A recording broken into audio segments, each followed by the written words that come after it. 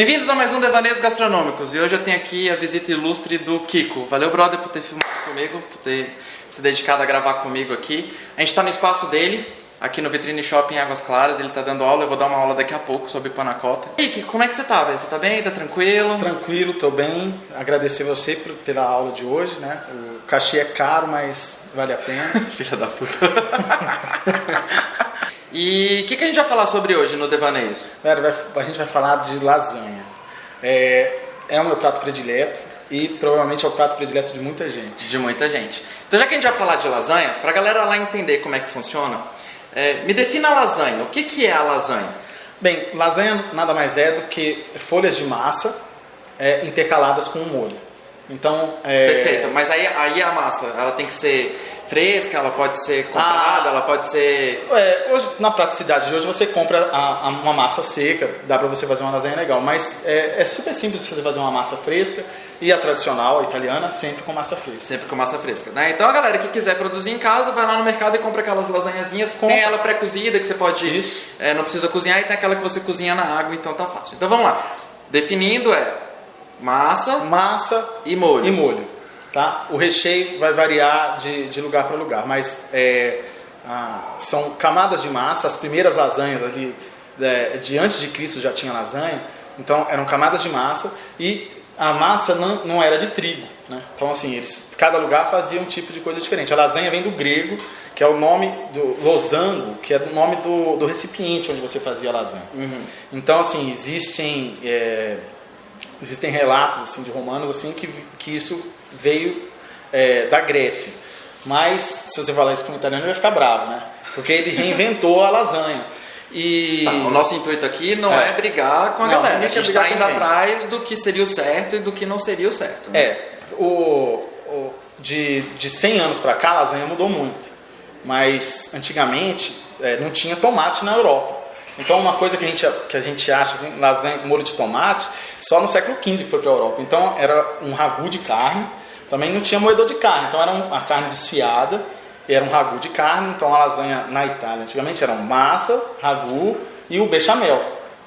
Então, porém, o ragu de carne, como é que ele era produzido, esse ragu de carne? Era carne carne refogada? Era uma carne cozida lentamente, porque eles pegavam as partes mais duras, então mais próximas do osso, que é a carne mais gostosa, e cozinhava isso por muito tempo, e até ficar, e depois desfiava e ficava aquele ragu, né, o famoso ragu. Como se fosse no próprio molho, então. Como se fosse assim, ela vai cozinhando e vai soltando água no próprio molho. No próprio molho. E o outro recheio era o bechamel, né? Manteiga e farinha e leite. E noz moscada. Então, assim, o próprio recheio é o bechamel, a massa, o ragu e o queijo só por cima. Então, assim, diferente do que a gente achava aqui no Brasil, a gente mete o presuntão, mete a mussarela. Então, assim, na Emília Romana, a lasanha bolonhesa, a mais famosa do mundo, fizeram uma reportagem no New York Times dos pratos prediletos do mundo todo. A lasanha, ela fica entre os 3 em quase todos os países do mundo.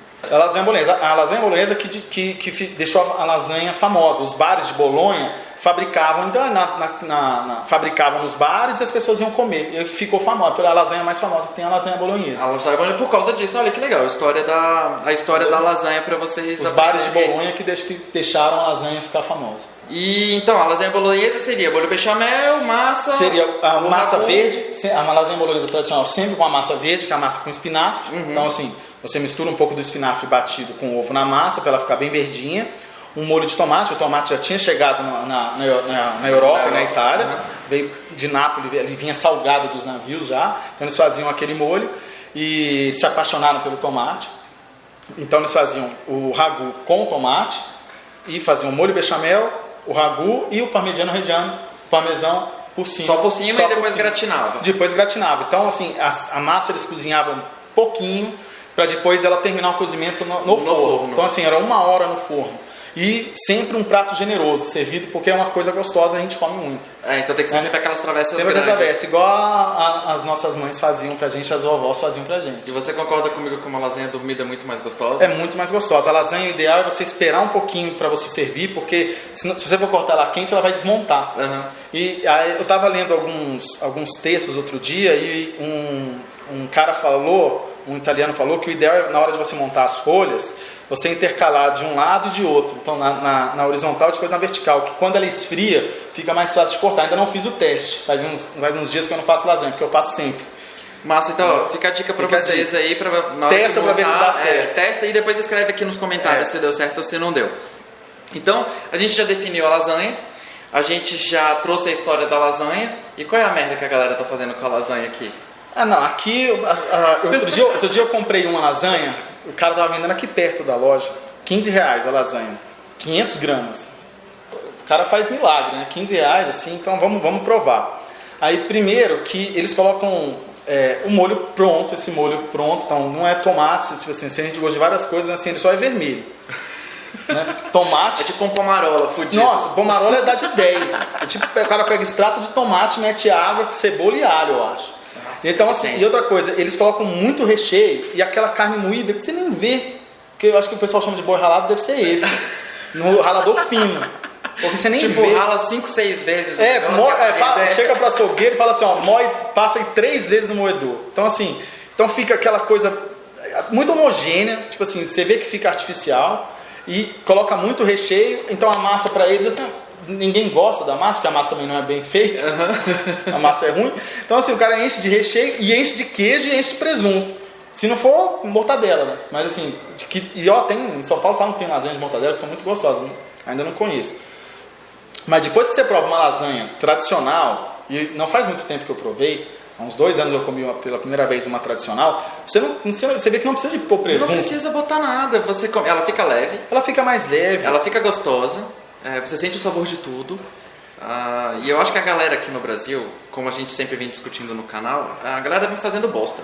Exatamente. A galera tá fazendo muita bosta. Então, assim, se puder pôr presunto e queijo em tudo, eles põem. Eu acho que quando acontece isso, morre um italiano. Não, infarto um italiano. A nona, acho que a culpa foi de algum desses caras, a velhinha morreu. Foi porque eles infartam. A primeira vez que eu descobri que não ia presunto na lasanha, eu fiz cara assim, presunto tem que ter presunto na lasanha.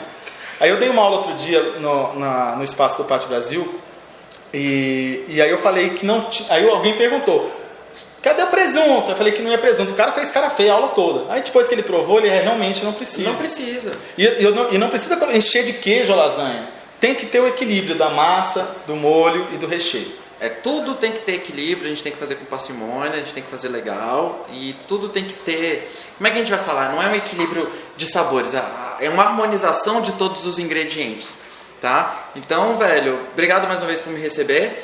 A sua escola tá linda. Então, obrigado. Quem não conhece, vou colocar aqui embaixo o Instagram da Sesco, a escola. Velho, o cara tá fazendo aulas sensacionais aqui em Águas Claras e por um preço bacana.